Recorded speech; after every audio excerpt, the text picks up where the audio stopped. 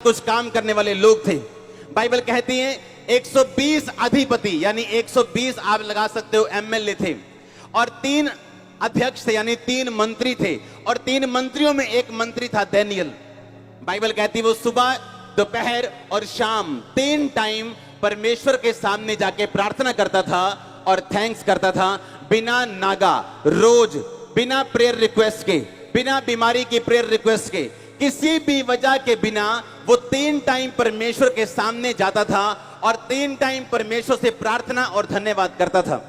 जब उसके साथियों ने सुना कि दानियेल हर वक्त ऊंचा रहता है और राजा हमेशा इसको प्रमोशन देता है और किसी भी बात में चूकता नहीं है, उन्होंने गेम खेली। उन्होंने कहा हम राजा को भरमाएंगे कि राजा अगले 30 दिनों में कोई भी बंदा तेरे अलावा और किसी देवता की अगर उपासना करे तो वो शेरों की मांद में डाल दिया जाए। मैं जानता हूं आपने ये स्टोरी सुनी, पर ध्यान से आज सुनना। और बाइबल कहती जब वो राजा की आज्ञा पास हो गई और दानियेल के लोगों ने अब समझ लिया, उसके दुश्मनों ने, कि अब दानियेल पक्का जाएगा शेरों की मांद में, क्योंकि ये अपने परमेश्वर से प्रार्थना करना और धन्यवाद करना कभी छोड़ेगा नहीं। और ऐसा ही हुआ।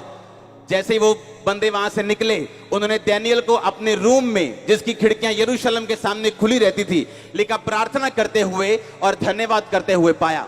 आगे राजा को बताया, राजा दानियेल को हमने प्रार्थना करते देखा अपने परमेश्वर के सामने, उसने तेरा वचन तोड़ा, इसलिए अब तू अपना वचन टाल नहीं सकता और तू उसको शेरों की मांद में डालेगा।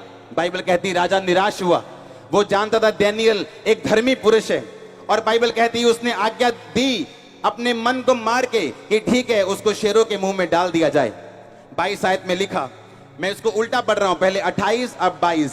उसने लिखा जब 21 आयत में, तब दानियेल ने राजा से कहा, हे राजा तू युगानुयुग जीवित रहे। क्योंकि राजा जब उसको डाल दिया गया मांद में शेरों की, तो सुबह दानियेल के पास वो ढूंढने के लिए आया कि दानियेल की हड्डियां बची हैं कि नहीं बची और दानियेल मर गया कि नहीं मरा। 22 आयत में दानियेल ने कहा, मेरे परमेश्वर ने अपना दूत भेजकर शेरों के मुंह को ऐसा बंद कर दिया कि उन्होंने कुछ भी मेरा नुकसान नहीं किया। इसका कारण यह है कि मैं उसके सामने निर्दोष पाया गया और हे राजा तेरे सम्मुख भी मैंने कोई भी भूल नहीं की। अपने हाथों को उठाओ ऊंची आवाज में।